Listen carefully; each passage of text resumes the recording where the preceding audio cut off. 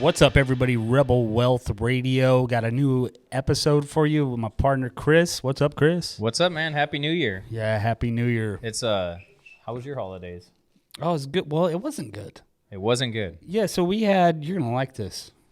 So here we go. This is not the subject, but I haven't talked to you about Not this. what we're talking about today, but So we had a sick family, and then on my wife's side, everybody's like, "Well, we got a pregnant person, older people, so y'all stay home." yeah. So we missed, Christmas with the family. Then turn around, and then my sister, her daughter, my niece, she was sick. So people were like, so we missed my family's Christmas, and I'm like, COVID can kiss my ass. It can kiss my fat ass. Gosh, Don't even man. get me started on that. Yeah, you knew that was gonna upset me because I knew it. Yeah, I didn't even plan on that. At what point in our lives did being sick the flu kills people all the time, dude. And I'm going around family. I don't understand. Man. Nowadays, it's the craziest thing ever. It's like I'm sick. I gotta completely avoid everyone I love. Yep. And now, what? Just to be clear, nobody ousted us, but we, they ousted you knew there was. They ousted you. Huh? No, there was you being discomfort. too nice. And I'm like, well, we don't want to make people, so I'm just sick of it. I'm just driving over to their house. I don't even care. Good. I'm walking right in. Hey, this is Christmas, dude. Merry Christmas and a Happy New Year. Set your happy self down right at the table and say, dude, sit with me or not. Dude, life's short, bro. What? It is. Are you kidding me right now? I'm gonna be at that table. I'm gonna be. You got to know what kind of table you're at too, right? Whoa. Ooh, you like that? Oh, I do. Are like you sitting that. with winners? Are you sitting with winners? Or are you sitting with the popular Are you sitting table? with the popular kids? Which one? So Yep. that's, man. That's an orchestrated lead-in right there. I love it. That's so good, man. So yeah, that's kind of what we were talking about today. Is Are you sitting at what table are you sitting at? Are you sitting with the winners or are you sitting with the popular kids? And it ain't always the popular ones aren't always the winners. In high school, we had this area, the popular table where you'd sit around and stuff, and that's where everybody wanted to be. Mm-hmm. But when you were in that circle, everybody was talking about the person that didn't show up that day. Yeah, that's right. So I ended up at some point I don't know what happened. It wasn't like a conscious thing, but I latched on to an unpopular kid, but he was real. Mm-hmm. He was true. He didn't talk bad about people. In fact, he went to church he was going to church back then. I didn't even go to church or anything, but he was just a genuine good person. Mm-hmm. And as much as I wanted to be at that popular table, I enjoyed my time with him. Yeah. He was a real winner. Yeah, that's the thing is, how would you how do you identify the difference between the two? I can think just in a conversation, winners are always rooting for you. They want you to win, and they're silently winning themselves. And right? Popular people are spending time. It's egotistical, so it's all about how can they build themselves up and make themselves look bigger and better, and usually that's by tearing someone else down. Yeah, and it does nothing for nobody, man. You want to be a winner. You're constantly trying to lift the people in your circle. I pay so much money to be in circles with people that are winners. I'm not kidding. that money is being shelled out. It is, yeah. No, I shelled out $7,000 this morning to be at another table. And yeah, I mean, honestly, I have a friend, and we talk about him all the time. Literally, he just talking about him. Yeah, we were. He put up I don't know, a couple $100,000. To be a part of a restaurant, to be an investor in a restaurant, just to be at the table, just to be at that table with other people. He's not making the restaurant business. You ain't making, as an investor, you're not making hardly anything. And that table pays you in a whole different way. But that table pays you in a different way. Your income from the 900 steaks that we sold this year, you're not making any money on that. But that $200,000 bought him a seat at another table. And so you learn from these people that you want to be at the winner's table. Maybe you don't, but for me, I do. And it's not about being at the popular table because 9 times out of 10, people that are winning, the popular people don't like them. If you're in business to be worried about what everyone thinks about you, you're focused on the wrong things. And they say it's lonely at the top for a reason, right? More people want to see you fail than want to see you succeed. And I think you get to a point where you realize that you're okay not having people in your life that don't want the same things for you, or don't even, or they're more judgmental or they have something negative to say about you because you're trying to win and you're trying to get to a certain place in your life, and it's like they don't like the path you're taking, or they don't like the people you're associating with, or whatever that is, and that's on them. And you get to a point in your life where you learn, like, okay, well, at the top, you know, I have goals and I have aspirations, and these are the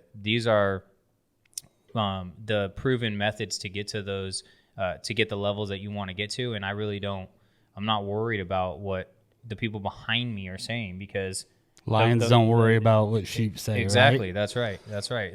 You know Absolutely. What? Facebook sucks, but you know what? It taught me a great lesson. It taught me how to block people. And I love blocking people out of my life. You're blocked. Bam. So, like, just straight isn't gone. that so crazy?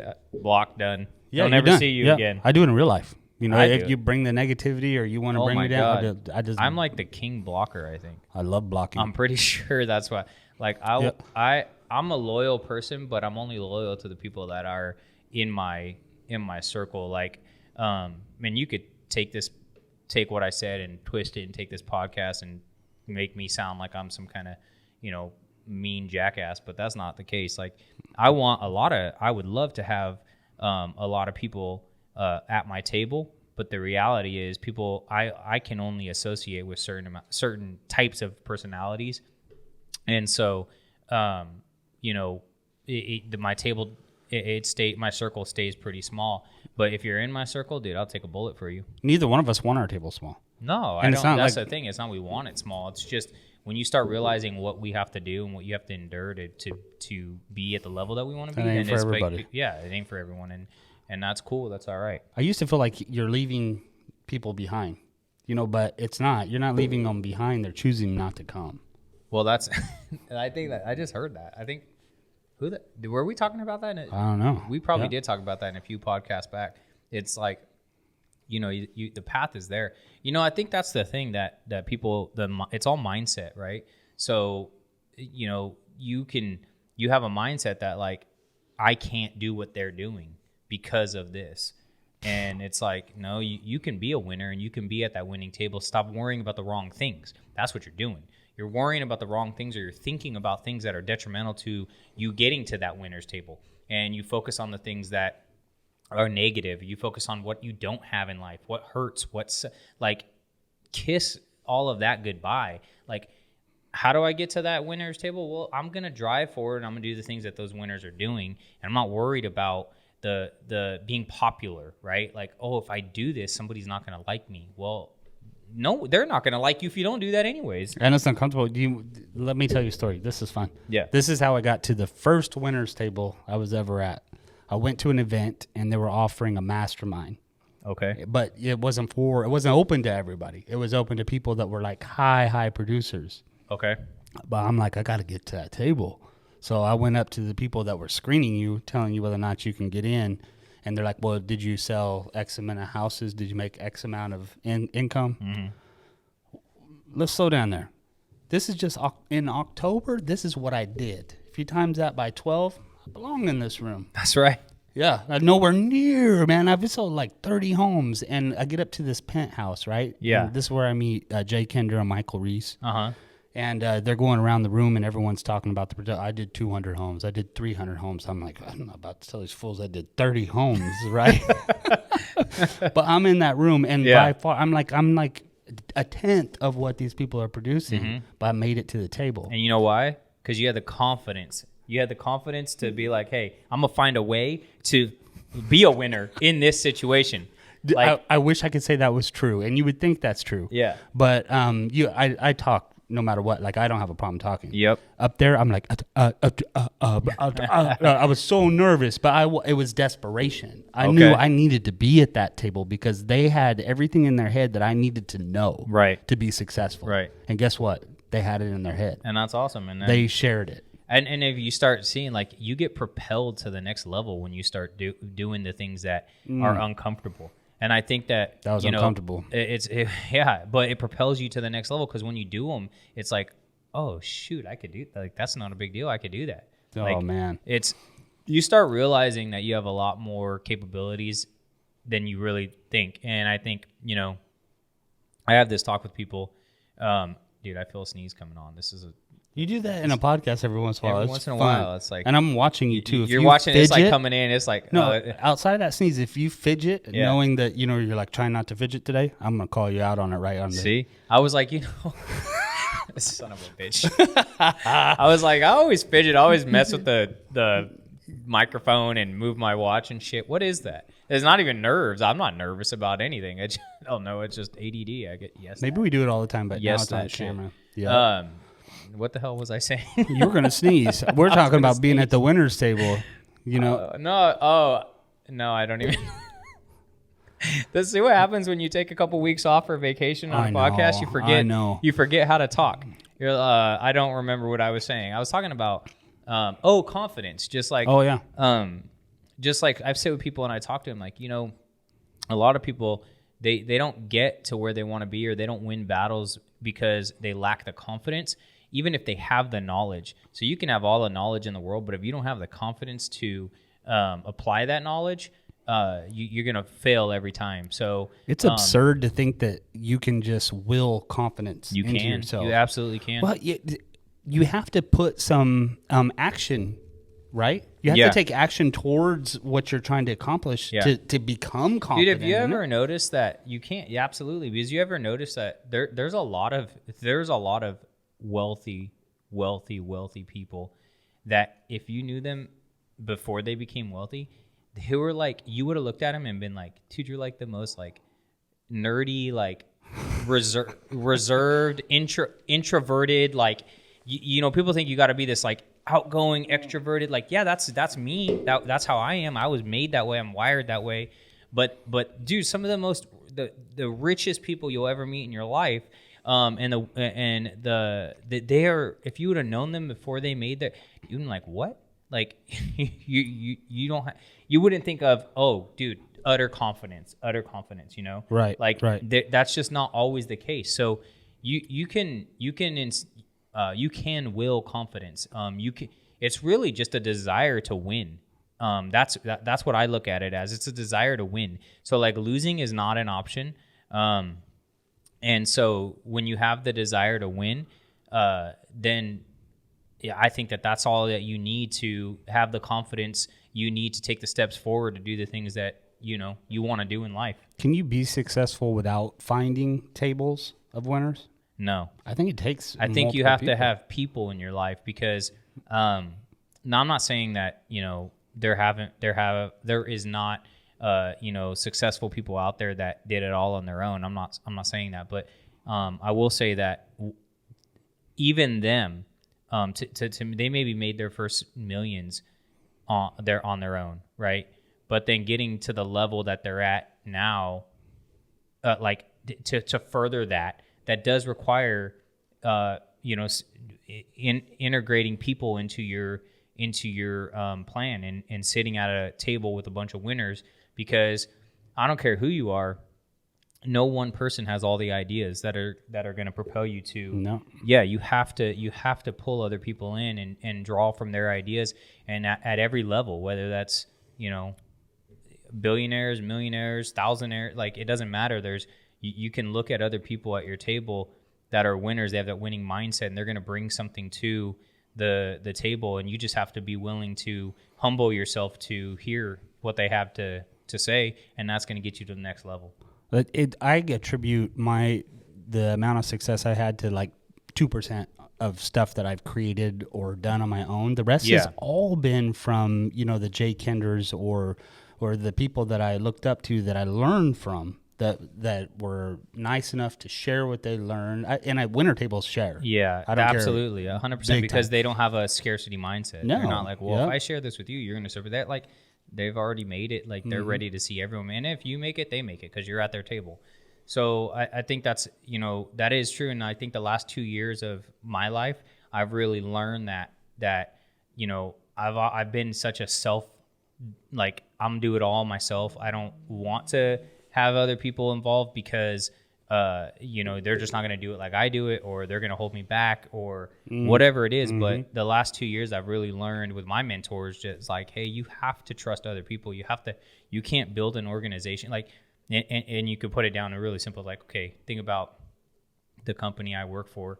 Academy Mortgage, they, that's a massive organization. It's a corporation that's been in business since 1988, and they do it with what?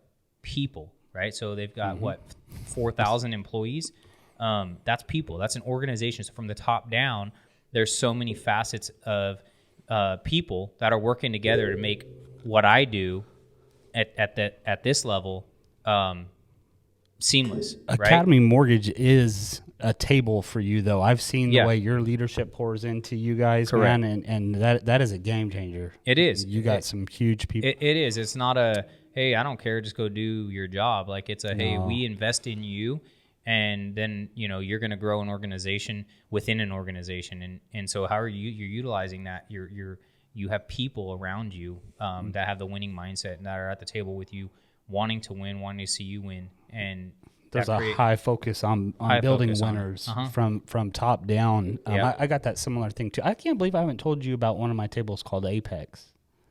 I need it. Apex. is a. I know there's an Apex Appraisal Services. Oh, there is. That's our AMC. This is Ryan Stuman. He was actually a lender. I've talked to you about him before. You did talk to me about him. Brilliant guy, but he's built a table where we all from different industries collaborate and lift each other and support each other and share ideas and stuff like that. I need to plug you into that. Plug them in. Plug me in. Yeah. So we're talking about getting to the winners table. Plug me in with them winners, Steve. Shame on me, huh? Shame on you. Yeah, I'm flying out 13th and 14th of this month to Dallas. You go to Dallas a lot. I love Dallas. I love Dallas too. I've been one time in my life. Winners table. There's so many winners there. You guys actually stayed at the hotel that we stayed at before, the Gaylord. Oh yeah, it's nice. Yeah, this is a phenomenal hotel.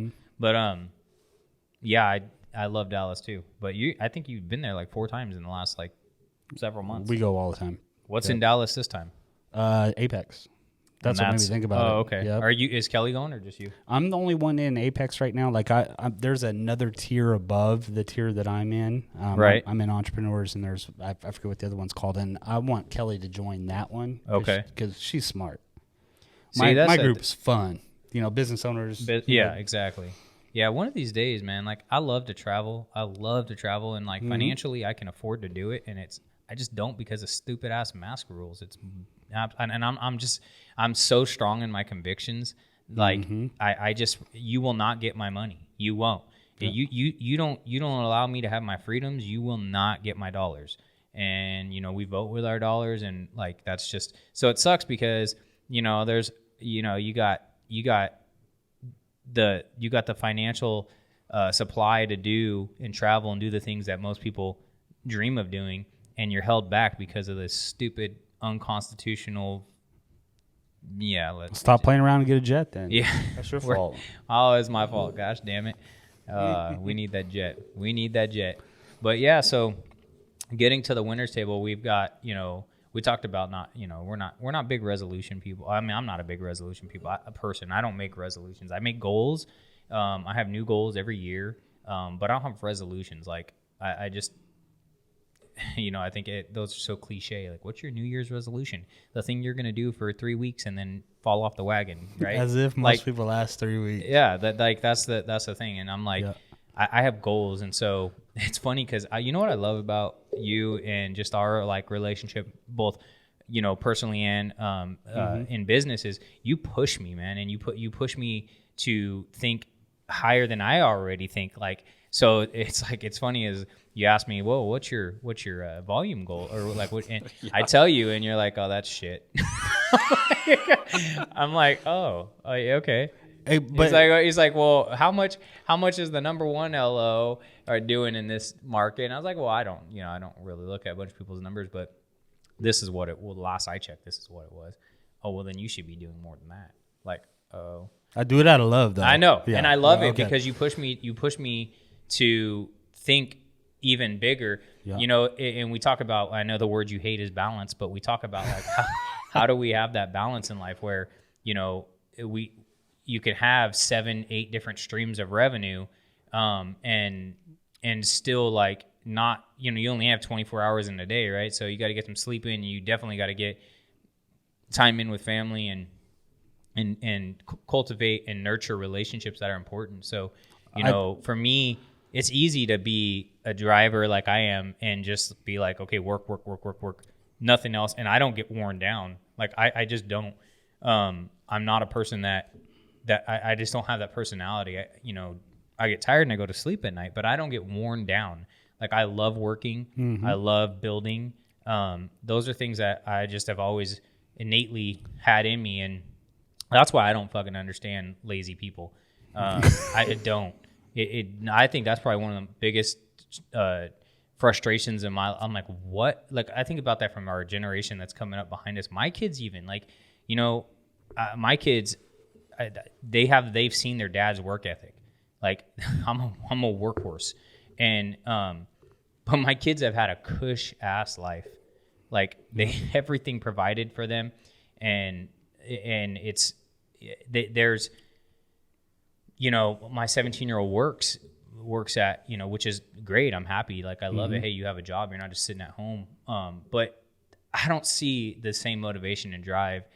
Like that didn't trickle down to them. It's like, oh, well, we just have, my dad makes money. He just provides this life for us. Like, this is great. And that's my fault. Like for me, I watched my dad growing up. I watched hard worker. He wouldn't miss work if he was dying. Like, that's really, and that's me. Like, I have a broken foot. I've had broken bones. I've had my foot half chopped off. I'm at work the next day I don't care. Like, I'm a worker. That's what I do. My dad did that. I remember one time growing up, we had we lived in Southern California, right? So we were in that big Northridge earthquake, and 6.7 or whatever it was, freeways crashing down. And my dad drove 75 miles one way to work every day. And he did it through the Angeles Crest Highway, which is a windy highway, right? And it was treacherous. And that morning, I remember I was sleeping through the earthquake, and he woke me up. We're standing in the doorway. He was in the shower. He's got the whole family right here underneath the door frame, the whatever you call it, the door jamb. And it's all said and done, and he's like, all right, I'm going to work. And that morning he was taking us, I don't even know why, we must have been on break or something. He was taking us to my grandma's house, which was down in Pasadena, which is, by where he worked in LA. And so the Angeles Crest was, boulders all over the road. Like, you can't even get through the damn road. Mm-hmm. The freeway, the 14 freeway, which is the freeway that you would take to get there, completely collapsed. Like, you can't. It's shut off. He's getting to work, dude. He was getting out. I remember he was driving. He was getting out with him and a couple other cars, and they're moving boulders just to get, instead of being like, dude, I can't get to work. Like, an earthquake just happened. Freeway dropped. My eyes like, I'm going to work. And so we have that, all my brother and my sister, we all have that. That poured into our work ethic. I don't feel like I've done the same with my kids. Like, I just, and I don't know, I'll give them, I've got a 17, 14, and 11. So when they become adults, we'll see what happens. But, it looks like they think that, money just is going to continue to fall into their hands for the rest of their life. The times required our fathers to work like that. Yeah. So there was no other option. No, I heard this saying, and it's great. And it was probably Tupac or Dr. Seuss. One of them, I don't know which one said it, but Tupac. It was, hard times create strong men. Strong men create easy times. Easy times create. Yeah. So yeah, I've heard that. You know who? It was Tupac. Huh? It was. I don't think it was Tupac, dude. Yeah.